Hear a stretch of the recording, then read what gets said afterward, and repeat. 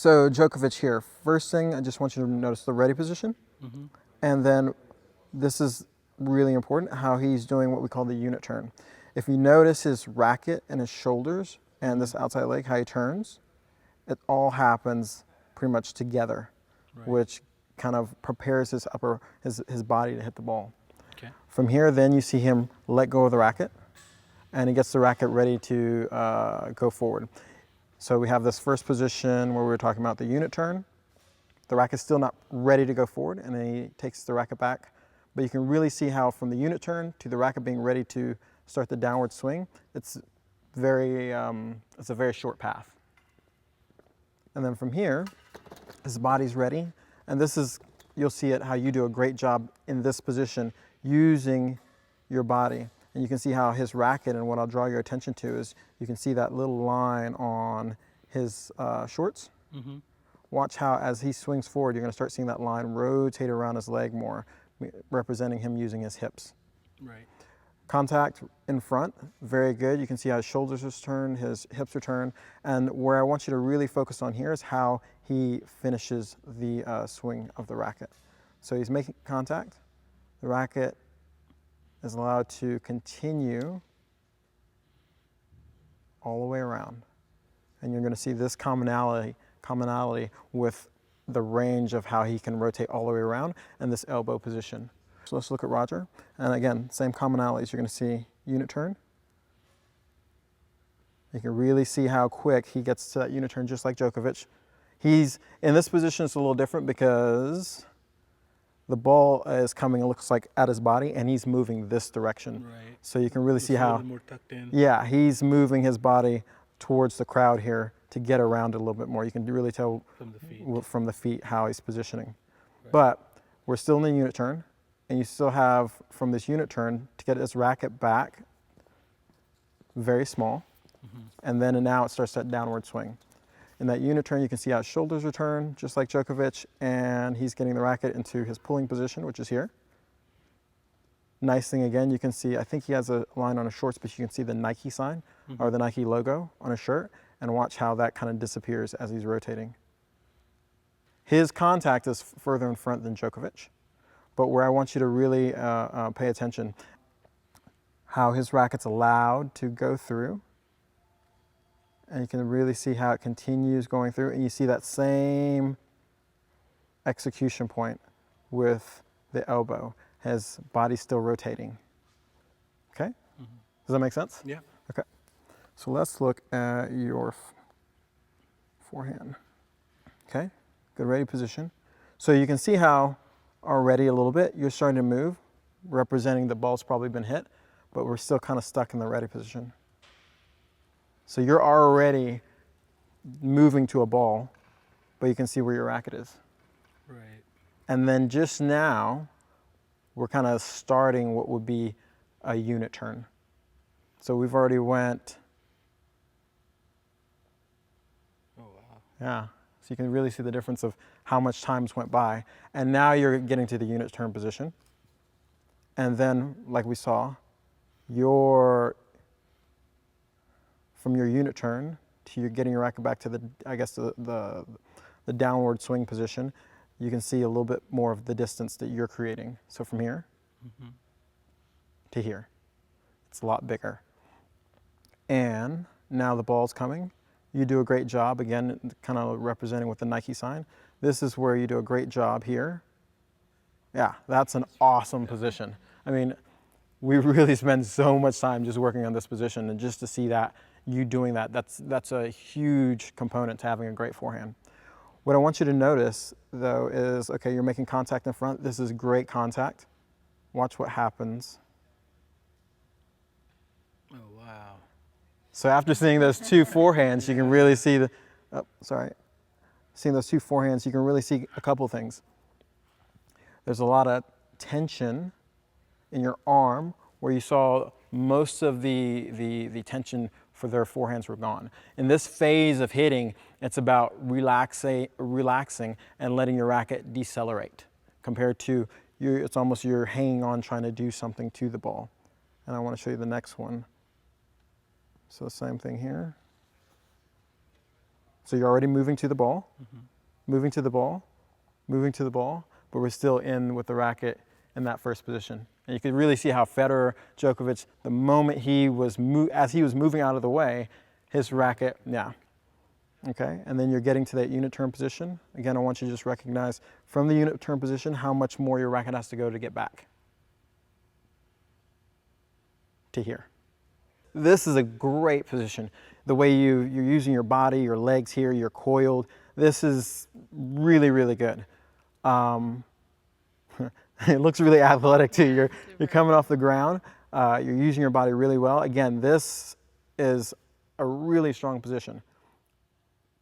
Now watch what happens here. So I'm gonna let it run through one time. You can see how there's a lot of effort to make this happen. And what I want to call your attention to is that the ball's already gone.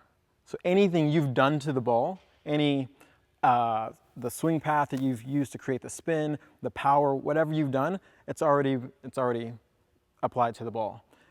And after, where we're supposed to be in a sense of kind of like relaxation, letting your body decelerate, and then you can see it here. I'll make this, just watch your arm. There's a lot of tenseness. So that's our primary focus right now, is to help you develop that much smoother, more relaxed swing, because your ball already has a lot on it. It has a lot of spin, it has a lot of good things going, but there's no reason for you to kind of hold on and create this tension. The more you can actually be relaxed and use, like what you're already using your body, actually the more you can start generating compared to being stiff, and it's actually gonna slow your racket down. Let's get you starting up here, and all we're gonna do is shadow, and I'm gonna kind of walk you through it. I'll get you probably stand right there. Again, everything looks really good as far as what we've been talking about. So we kind of do an imaginary split step, and all we're gonna do is go ahead and start with that unit turn that we've been talking about, which you've been doing. So I want you to right now, just go ahead and take the racket back like you've been doing. Good, okay. Go ahead and swing to contact and stop right there. And what we're gonna do is, first of all, just try to relax a little bit more. Okay. And from here, we want the racket to simply come around here. A lot of times what you'll see is that the elbow is gonna be around here, and the butt of the racket will be pointing somewhere over here.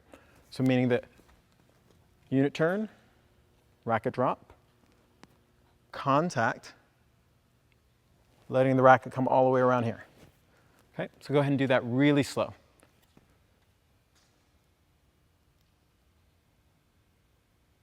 Good. I want you to focus on, as you're doing this portion of your swing from the contact to the finish, feel your hand relax a little bit. So we're not adding any tension to it. You're actually just, after the contact, feel your hand slightly relax. So relax there. Yes. Good. Let's look at the last couple.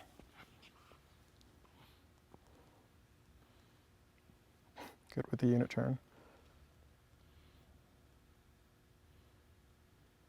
Contact. Looks nice. Yeah, how continuous it is. So I'm gonna have you shadow, actually I'm gonna have you still stay up here. I'm gonna have you shadow 2 balls, and I'm gonna toss you a ball, but I don't want you to hit it. It's gonna be kind of a dummy toss. What we find is that a lot of times when someone has a ball's introduced back in, the old habits of seeing the ball start to come back. And what we're trying to do is slowly train new habits that when you see a ball, that tension doesn't come back. So what'll happen is you're gonna shadow 2,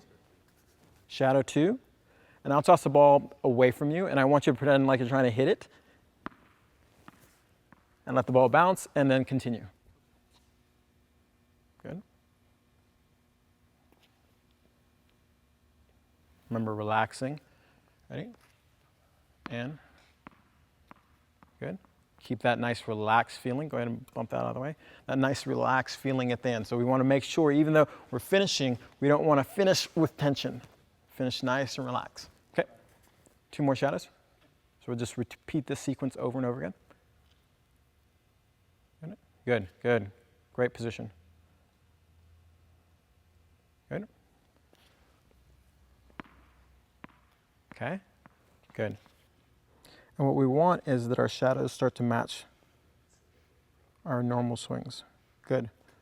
And you can really see, especially as I let this play out, how through the contact, there's just relaxed, continuous a relaxed continuous motion. And so,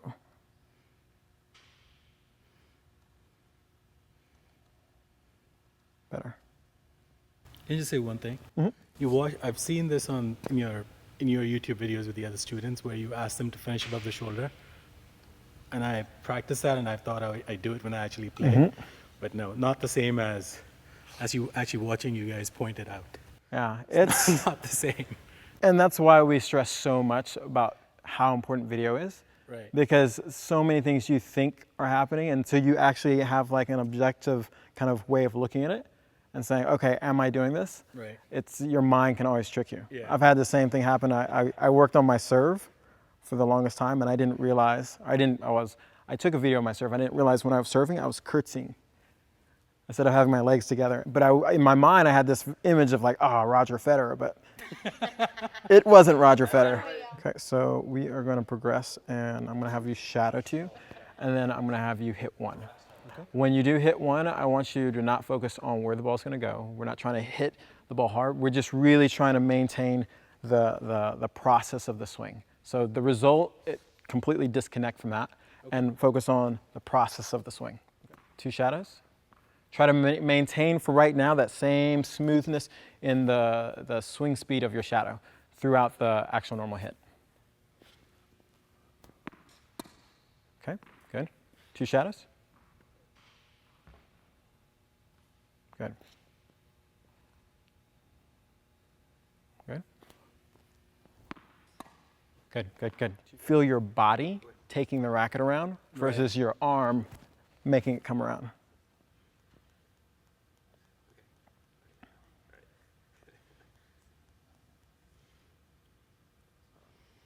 Yeah.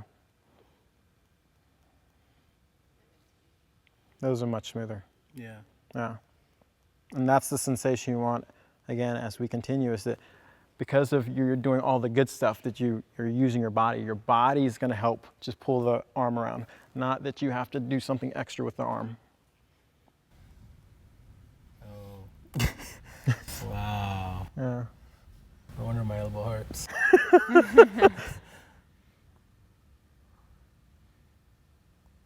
Nice. Let's go ahead and do 2 shadows, and we're going to do 4 balls. Continue. As we continue, keep using your body to pull the racket around. Good, good, good. Good. Continue to relax the hand. A little bit more relaxation. There we go. It's really easy when you let it play out, how much smoother. Good. That's just so much more fluid. Okay, so now we're going to do the same thing. Ian's going to toss you a couple balls. So you're going to do 2 shadows, and you're going to do 1 hit. And the whole idea is that now that you have the ball coming towards you, still timing it and staying nice and loose and relaxed, okay? You're not trying to kill the ball or anything. You're just trying to continue to have that nice, fluid relaxedness with your body. Okay, 2 shadows, and Ian's going to feed you 1 ball.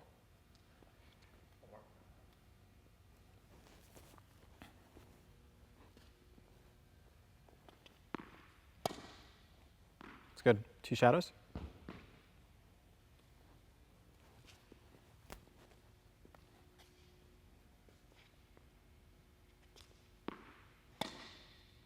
This is now looking at you receiving a ball.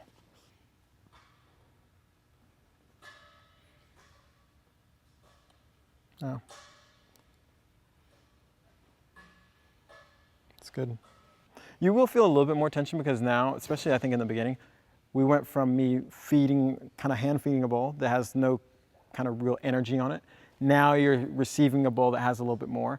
And the reaction is to, oh, the ball's bigger, I need to squeeze harder. Right. And that's where you're kind of, I think you're noticing that you're starting at this tension in the beginning, and then you're like, oh, I don't have to have all this tension and like action and force to hit the ball. We're gonna go through, you're gonna do 2 shadows. Ian's gonna feed you 3 balls now. Again, I want you to be really aware of, kind of like you said before, the first ball you had a little bit more tension than you wanted. now it's nice that you are aware of the different levels of tension and start to kind of decrease it with each hit. 2 shadows.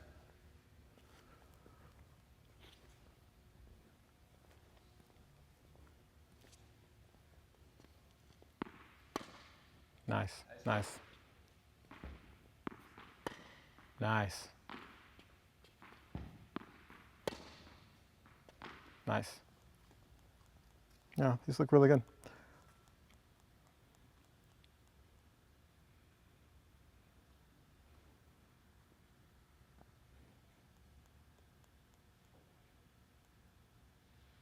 Yeah, overall, looks really good. Okay. We're going to continue. Have you started this halfway between the baseline and service line? Ian's going to feed you balls with his racket. You'll do 2 shadows, and he's going to feed you 6 balls.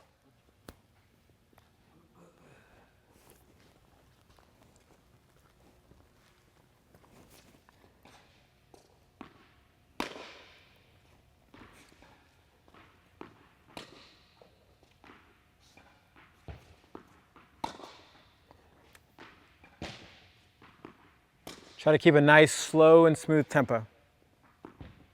There we go.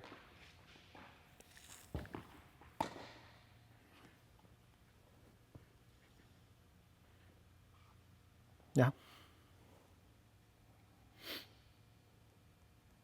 Looks a lot better. Yeah. Definitely in the open stance, you do a really good job of using your body. I'm curious on some of the closed ones. Yeah. I think one, which is, I think that's still pretty good. Yeah. One important part to help you distinguish the difference between close and neutral. We would want to use a neutral on the forehand, not a close, in the sense that close is where you're stepping this way. Okay. If you have to do this, you might as well use an open, because close is going to completely lock you out. A neutral is where I am stepping, and you notice how my does that make sense? Yeah. So yeah. I'll use this line as a guide. If I have to step across here, I'm going to probably use an open, because this is just too hard to manage, even if I turn my toe. If I do a neutral, which means I'm stepping in the direction. So that's why I just caught this, and if you can see how you're stepping in this direction, right. That should be an open. If I was stepping in this direction, that could be a close, or sorry, a neutral. Neutral, yeah. Okay? Okay. But even though, I mean, you did that, and you're very relaxed. Right.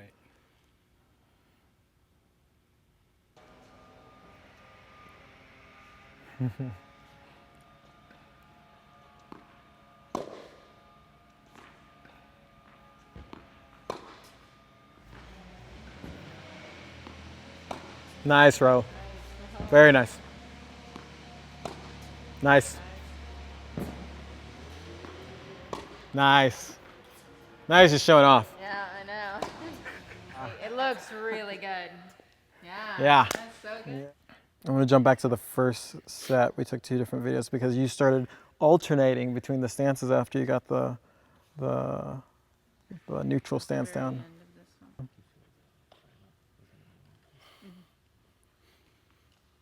Yeah.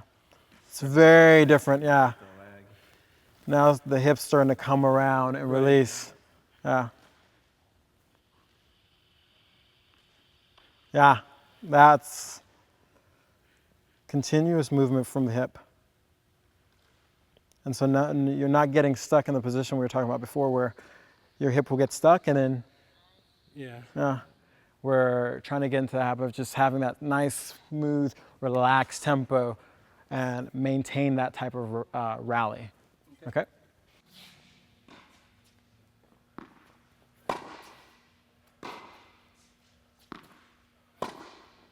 Focus on the process of the swing.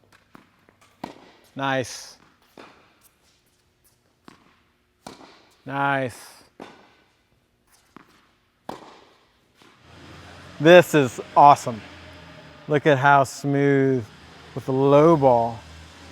I can't imagine you taking this ball before, the way you used to swing and kind of like muscle that, and how relaxed you were Yeah, that's on really this. Yeah. Yeah, look at that. Just gonna let it play out.